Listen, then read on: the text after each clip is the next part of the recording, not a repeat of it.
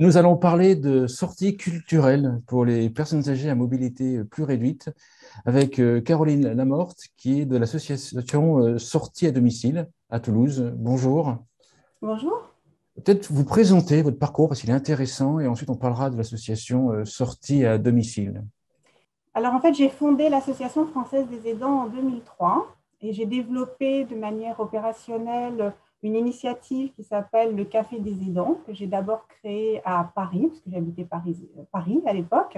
J'ai déployé en local et qu'ensuite j'ai développé dans toute la France pour créer des unités de soutien émotionnel pour les familles qui avaient un parent âgé ou malade ou handicapé. Et là, donc je suis venue m'installer à Toulouse il y a plus de 12 ans et j'ai voulu mettre en place sur le territoire de Toulouse, où j'habite, une initiative opérationnelle plus orientée sur les personnes âgées, très âgées, mais qui n'ont pas de troubles cognitifs et qui ont parfois des problèmes de mobilité. D'accord. Vous pouvez nous donner un exemple qu'on comprenne bien de sortie que vous organisez? Alors, par exemple, ça peut être un concert le soir. Il y a des personnes qui ne veulent plus conduire la nuit ou se garer en ville, enfin, pour qui c'est problématique. Ou une sortie donc, culturelle, théâtre. Ça peut être également des visites culturelles, des visites touristiques qui, le temps d'une journée.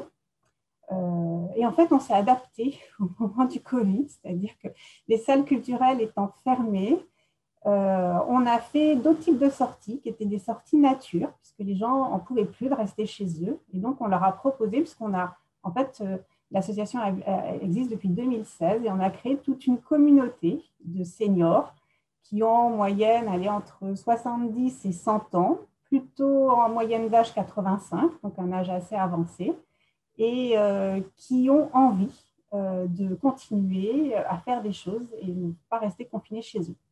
D'accord. Vous pouvez nous décrire comment se passe une sortie et qu'est-ce qui est adapté dans la sortie? Qu'est-ce qu'il faut créer, monter, adapter pour pouvoir permettre... Alors, la spécificité, c'est que donc ça s'appelle sortie à domicile parce que notre spécificité, c'est qu'on propose un transport à partir du domicile des personnes. D'accord. Et c'est ça le petit coup de pouce qui va faire qu'ils vont venir avec nous. Donc, la deuxième chose, c'est toute l'organisation qui est en amont, c'est-à-dire que, par exemple, on va réserver les places, aller repérer un parcours qui n'est pas trop long pour marcher, où il y a suffisamment de bancs.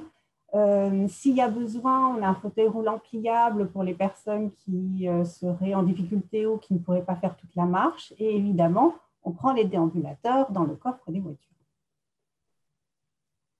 Comment est-ce que vous avez, est-ce qu'on peut reparcourir comment est-ce que vous avez lancé l'association, enfin l'activité, et comment est-ce que vous avez trouvé vos premiers en tout cas, bénéficiaires ou participants? Alors, dès le départ, on a fait des accords avec les résidences seniors parce que ce public est vraiment typiquement adapté aux résidences seniors. Et notamment, certaines n'ont pas énormément d'animation en interne. Et donc, c'est un complément à leur programme d'animation dans leurs locaux. Donc, on a, par exemple, là, on est à une dizaine de résidences seniors ou EHPAD. C'est des EHPAD qui s'abonnent aussi, qui sont abonnés à Toulouse et qui proposent donc à leurs résidents les sorties à tarif réduit sans qu'ils aient besoin de payer un abonnement complémentaire. Le fait que les activités soient entre seniors, certains auraient pu dire que ça représente un frein, que c'est pas assez intergénérationnel, c'est entre seniors. Quelle est votre approche, vos sentiments par rapport à ça? Alors effectivement, ce qui nous distingue d'un club du troisième âge, par exemple, donc c'est d'abord toute l'organisation et le fait qu'on gère le transport de A à Z, c'est-à-dire de A à Z, c'est du domicile jusqu'au lieu où on dépose des gens vraiment très près du lieu où ils doivent aller, si jamais ils ont du mal à marcher. Mais la deuxième caractéristique, c'est qu'on a inclus des jeunes en service civique. Et donc, on a une équipe de 2 jeunes, à minima, en service civique. Et aussi qu'on a recours à des bénévoles de tout âge. Et donc, c'est ce qui fait le côté intergénérationnel. Et le fondement également du point de vue de la tarification du service, c'est que le prix comment dire, est calculé en fait sous forme de dire le coût marginal, c'est le coût de la place, par exemple, de spectacle ou de visite guidée, plus une partie du prix du bénévole. Et donc, en fait, on fonctionne de la manière que ce soit les personnes accompagnées qui invitent la personne qui les accompagne. En gros, l'accompagnateur bénévole est invité au concert par les personnes qui les accompagnent. C'est le modèle financier. C'est la personne âgée à mobilité réduite qui doit trouver son accompagnant. Non, c'est nous. C'est vous, C'est nous d'accord. qui organisons. Donc, on les met en contact avec une personne. Et en fait, c'est nous qui organisons tout. Et donc, par exemple, ils se préinscrivent. Et moi, donc c'est moi la coordinatrice locale sur Toulouse, mais je vais bientôt passer la main pour pouvoir déployer le système au niveau national. Donc, on leur indique 2 ou 3 jours avant l'horaire exact de rendez-vous, puisqu'ils ont fait des tournées logistiques pour aller chercher les personnes chez elles, pour les accompagner. D'accord. Avec le recul, les activités les plus demandées par les personnes concernées, c'est lesquelles?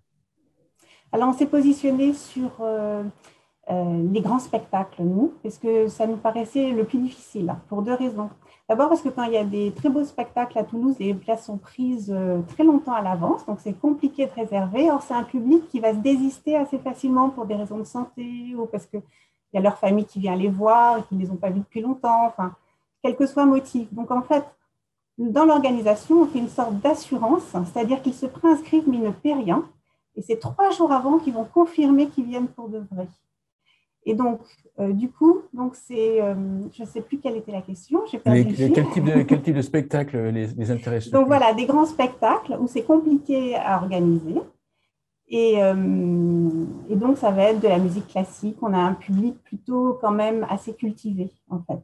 Et donc, on répond en fait aux besoins de nos adhérents. Donc là, par exemple, on a mis des choses plus ludiques parce qu'on nous a demandé des comédies, par exemple. J'imagine qu'il y a plus de femmes à ces âges-là, où les hommes aussi participent. Alors, il y a plus de femmes à cet âge-là, mais il y a plus de femmes qui ont envie de sortir et de faire des choses avec d'autres. Donc, ce n'est pas seulement une question statistique. Il y a en général 1 à 2 hommes par sortie sur une dizaine de personnes. J'imagine que si on se met s'on met dans la peau, entre guillemets, des familles, des aidants ou des aidantes, j'imagine que votre activité est vue comme une sorte de répit quelque part. Un répit et un complément à l'aide apportée par les familles. Typiquement, ce qu'ils apprécient le plus, c'est pas tellement qu'on leur offre du temps, parce que les personnes qu'on accompagne vont bien, donc on n'est pas dans le cas d'une personne qui nécessiterait un accompagnement 24 heures sur 24. On n'est pas du tout dans les cas Alzheimer ou un peu lourd du point de vue pathologique. Mais on est au début, donc déjà, on peut faire de la prévention, parce que moi, je suis extrêmement soucieuse, comme j'ai créé l'Association française des aidants, de ce public-là, donc on peut les orienter vers les structures, faire de la prévention, en fait, de façon à ce qu'ils demandent de l'aide avant d'être épuisés. Donc ça, on est au bon moment pour être en contact avec eux. Et la deuxième chose, c'est qu'ils apprécient que leurs parents puissent avoir des liens avec d'autres personnes qu'eux. C'est-à-dire que dans ces sorties, ça permet de créer une sorte de communauté qui vont revoir les mêmes personnes, aux mêmes concerts, puisque les gens se retrouvent par centre d'intérêt. Donc, par exemple, s'ils sont mélomanes, ils vont pouvoir revoir les mêmes personnes la sortie d'après, s'ils sont inscrits à la même. Oui. Donc, ça permet de créer un réseau social effectif d'amitié. Et après, les gens se téléphonent entre eux. Ils n'ont pas besoin de passer par l'association. Mais c'est un petit coup de pouce pour recréer des liens à un âge où il y a des décès autour, il y a la famille des fois qui s'éloigne, et donc c'est compliqué de recréer du lien. Oui, c'est créer du lien entre ces personnes en question, et en plus basé sur une thématique. Si elles sont venues voir un concert de musique classique, elles sont intéressées par la thématique. Il y a aussi la thématique là qui crée les liens entre les personnes. Tout à fait. Du coup, l'accompagnateur qui est le chauffeur, en fait, est aussi celui qui va animer les discussions, connaître un peu les personnes, les mettre en contact, voilà. Et parce par exemple, on parle beaucoup dans les voitures quand on va au spectacle, quand on revient. Et il y a aussi un deuxième temps, c'est un temps qu'on appelle de convivialité et d'échange dans un café après le spectacle. Et donc là, de manière assez naturelle, les gens font connaissance. Ça n'a rien d'artificiel. on essaie de faire en sorte d'être le plus normalisateur, enfin, de revenir dans un contexte le plus normal possible. Oui, oui, oui, Voilà. oui. Les considérer comme des adultes, comme des personnes en tant que telles et pas comme des personnes qui ont des difficultés. C'est ce qui est le cas et c'est aussi la raison pour laquelle certains ont renoncé à aller dans les clubs seniors parce qu'ils ne voulaient pas être une charge pour les autres, ni pour les autres Ah, d'accord. membres du club parce qu'ils marchaient trop lentement, ou bien pour leur famille parce qu'ils avaient besoin de quelqu'un pour y aller. Donc nous, on répond aux deux critères. Et en plus, c'est intergénérationnel. D'accord. Le fait qu'il y ait une mobilité plus réduite, c'est pas forcément lié à un âge. Ça peut être aussi, on peut avoir des difficultés de se mouvoir même à 65 ans, 70 ans. Donc il doit y avoir une tranche d'âge Tout qui à doit fait. être assez Honnêtement, on large. en a beaucoup moins à 70 ans qu'à 85. C'est pour ça Bien que je vous sûr. dis, la moyenne d'âge est plutôt de 85 ans. On a plutôt des... Voilà, c'est que en majorité, les personnes ont plus de 80 ans, et il y en a quelques-uns qui ont 70, ou ça dépend des parcours de vie. Et donc, du coup, voilà, mais le gros des personnes ont entre 80 et 95 ans. Et si je me mets à la place d'un dirigeant d'un EHPAD ou d'un dirigeant d'une résidence service senior, quel est mon intérêt de faire appel à votre association pour mes résidents?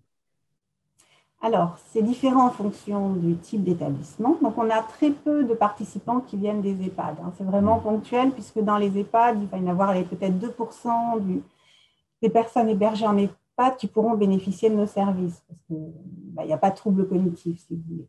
Donc, ça peut être une personne qui a accompagné son mari en EHPAD et qui va très bien elle-même, et du coup, ça lui permet de s'évader.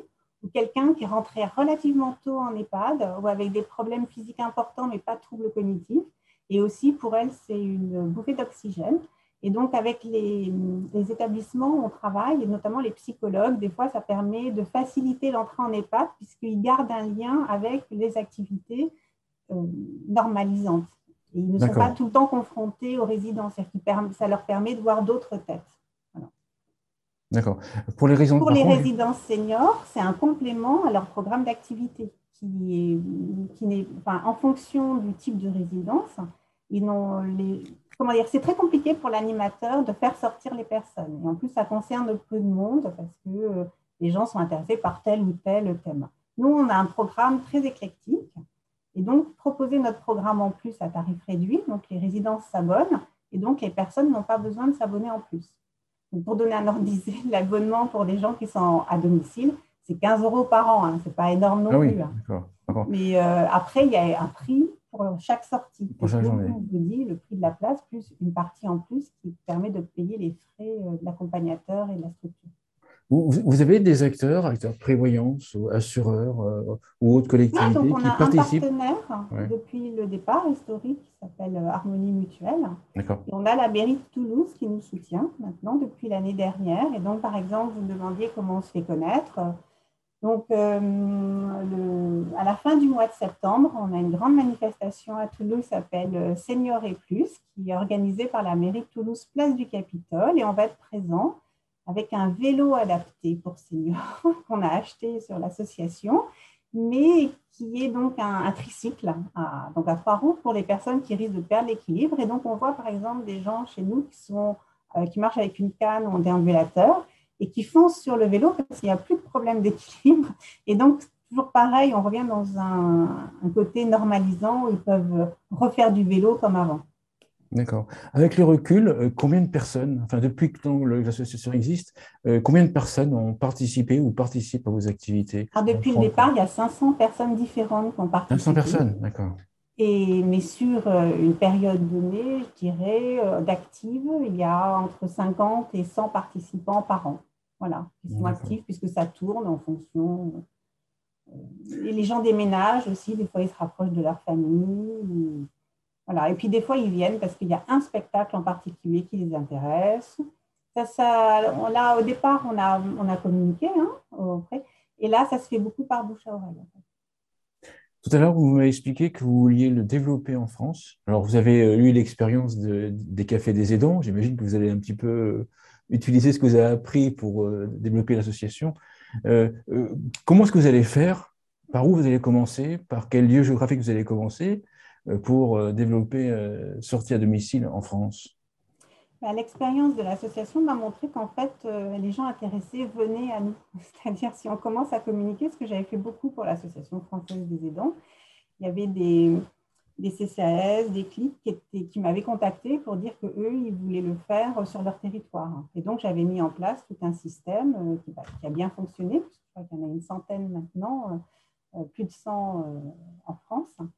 Et bien là, c'est pareil, c'est-à-dire que, par exemple, une équipe d'une ville, donc ça peut être une résidence senior, ça peut être un service d'aide à la personne, hein, ou ça peut être, j'allais dire, une équipe, enfin, qu'importe le profil, je dirais, mais c'est vrai que c'est un complément à une activité, donc je dirais plutôt une résidence senior ou un service d'aide à la personne qui voudrait justement pour l'image dynamiser ou booster ou rendre plus sympa les activités qu'il propose. Et donc, on pourrait s'entendre pour le déployer dans les différents territoires où ils sont implantés. D'accord. Si quelqu'un nous écoute et est intéressé par vous aider à développer, avec le recul, quelles sont les grandes étapes? Qu'est-ce qui est important pour réussir le développement de sortie à domicile dans une ville? Alors, ce qui est important, c'est d'assurer un service client irréprochable. Puisque nous, une de nos caractéristiques, c'est de se démarquer de tous les services où les gens doivent faire tout eux-mêmes, puisqu'on essaie de faciliter la vie de ces gens. Ça ne veut pas dire qu'on ne passera pas par une application. Là, on est en train de travailler pour en développer une, parce que notre public, à 90% sont équipés de smartphones hein, et sont contactables sur des portables. Mais ils apprécient de pouvoir utiliser leur téléphone, d'avoir des renseignements complémentaires. Donc, ils s'inscrivent soit par mail, soit par SMS, soit par téléphone, mais on leur laisse le choix et ils ne sont pas bloqués dans tel ou tel système. Voilà. Et surtout, ils ont quelqu'un au bout du fil s'il faut. Autre élément important pour développer une association localement, enfin, sortie à L'autre domicile élément, localement. c'est de faire des partenariats avec les municipalités. C'est ça, oui. Ouais. Oui, Parce donc que c'est quelqu'un, l'idéal, c'est quand même quelqu'un qui connaît bien l'environnement des personnes âgées, les différents acteurs sur le territoire des personnes âgées pour aller directement passer des accords avec eux. oui, et puis et les lieux culturels aussi. On a plein de Ah oui, bien sûr. partenariats avec les lieux culturels parce que nous, ce qu'on apporte, c'est pouvoir avoir bloqué des places avec l'organisateur du spectacle et donc pas avoir de soucis pour s'asseoir dans la salle, des choses comme ça. Jusqu'à présent, c'est vous qui avez des idées de sorties culturelles ou de sorties et vous les proposez aux personnes âgées, ou est-ce que c'est les personnes âgées qui peuvent vous suggérer des idées de sortie? Bah, au départ, ça a été moi, au tout début, hein, Bien en sûr, j'imagine 2016. au début, oui. Oui, Parce que je me oui, suis dit, oui. bah, tant qu'à accompagner des gens, autant que ça m'intéresse. Hein. Il Ouais, ne faut pas exagérer. ouais, Surtout que je suis vraiment partie sur du bénévolat au départ. Donc après, j'ai réussi à être en partie salariée et puis avoir des jeunes en service civique qui sont également rémunérés hein, par l'État. Mais concrètement, là, on demande à nos adhérents. C'est-à-dire que moi, j'ai dans les membres du conseil d'administration de sortie à domicile, on a 80% de personnes qui sont des bénéficiaires. Et donc, elles sont en d'accord, mesure ok, ok, de d'accord. donner leur avis sur les orientations de l'association. On est extrêmement démocratique. Et donc là, j'ai un retour immédiat sur ce que je peux proposer. Et donc, il y en a une, par exemple, qui est particulièrement mélomane, et c'est elle qui va faire la sélection, la présélection sur D'accord. les programmes de musique. Il y en a une autre qui aime le théâtre, donc qui va faire sur le théâtre. Donc, on est toute une équipe, hein. Et notamment, il y a les jeunes en service civique aussi qui peuvent apporter. On a fait un partenariat avec les résidences où on fait des animations sur place pour dire qu'on est présent quand même aussi dans les résidences, qu'on leur apporte quelque chose. Donc, on leur propose un atelier sur place. Donc, on a des bénévoles qui ont animé des ateliers d'art graphique. Voilà. Ou sophrologie. Certains disent que les seniors à cet âge-là ont des caractères qui sont forts, en fait, et que ça peut, quelque part, ça peut faire des confrontations. Est-ce que vous notez ça et comment est-ce que vous gérez ce type de situation?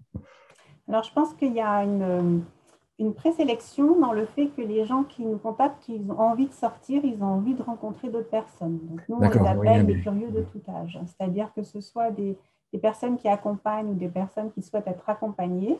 on a quand même un premier filtre qui est que ce sont des gens qui ont envie de voir du monde. Donc, j'allais dire, les vieux ronchons, bah, ils ne vont pas venir vers nous forcément. Oui, donc en fait, ils vont se tenir à carreau pour, pour, pour être Disons que acceptés par le groupe. C'est logique. Ouais. ou bien ils vont prendre un taxi, puis ils vont y aller tout seuls, comme ils l'ont fait toute leur vie. Enfin, si vous voulez, on ne va pas changer les habitudes de vie. Et après, pourquoi est-ce que j'ai insisté sur le service client? C'est qu'effectivement, je pense qu'on n'a pas trop le droit à l'erreur. Donc, je le dirais plus comme ça qu'une question de caractère. C'est-à-dire que moi, j'aime beaucoup, par exemple, quand je rencontre une personne, croiser son regard et voir, elle me regarde pour savoir à qui elle a affaire vraiment. Et c'est assez drôle et ça les amuse beaucoup. Et je le vois dans le fait que les accompagnateurs tournent, c'est jamais forcément les mêmes. Et les personnes âgées ont beaucoup de plaisir à rencontrer des personnes et essayer de détecter, de déceler qui ils ont en face d'eux, etc. Donc, je le verrai plus du point de vue positif, du jeu, du côté ludique. C'est-à-dire qu'en fait, si on résume, dans une ville comme Toulouse, comme Toulouse, il peut y avoir environ 500 personnes intéressées par ce type d'activité, ou vous pensez encore développer beaucoup plus l'activité Ah sur non, Toulouse? j'ai extrêmement peu communiqué. J'ai extrêmement peu communiqué à Toulouse et il D'accord, y a c'est ça. beaucoup plus de personnes qui sont intéressées. C'est juste qu'il faudrait déployer, même y compris à Toulouse, plusieurs antennes, parce que Toulouse est une ville extrêmement étendue, donc on ne peut pas non plus être partout sur le territoire. Et il y a lieu, enfin, comment dire, comment dire, moi je crois à une mutualisation de l'aide. Voilà, je suis partie sur ce projet avec ça comme arrière-pensée, parce que je pense qu'avec le problème de financement et de niveau de retraite, on va être obligé d'aller sur des systèmes plus mutualisés. Voilà. D'accord. Oui, pour mutualiser les coûts, donc, vous, c'est entre autres, c'est mutualiser l'aide, c'est ça? Voilà, on mutualise l'aide là avec le système et on mutualise aussi les véhicules. Par exemple, on a recours à de l'autopartage quand on n'a pas suffisamment. On a acheté un véhicule en propre sur l'association et quand on n'en a pas assez, on va en louer en autopartage. Donc, on utilise plein de systèmes en fait qui existent. Euh, en fait, aussi, ce qui m'a poussé à faire ce système-là, c'est que je me suis rendu compte qu'il y avait plein d'outils qui étaient développés, notamment Internet, et qui facilitaient la vie, et que les seniors ne se les étaient pas appropriés parce que c'était plein de petites briques différentes. Et nous, ce qu'on fait, c'est qu'on incrémente toutes ces possibilités d'organisation en un seul système avec une interface humaine. Voilà, avec un accueil téléphonique. C'est pour ça que j'insistais beaucoup sur le service après-vente. Le service tout court, en fait, le service client. D'accord. Une conclusion pour l'émission? Ben, on a un site qui s'appelle sortieadomicile.fr si vous voulez en savoir plus. Voilà. D'accord, super. Merci Caroline Lamortre. J'appelle que vous êtes la présidente, actuellement présidente, Non, fondatrice, je ne suis pas la présidente, je suis la cofondatrice, je suis la cofondatrice, directrice en fait. cofondatrice, directrice de l'association Sortie à domicile qui, pour l'instant, est à Toulouse et va se développer en France. Merci beaucoup. Merci beaucoup, Frédéric. Au revoir.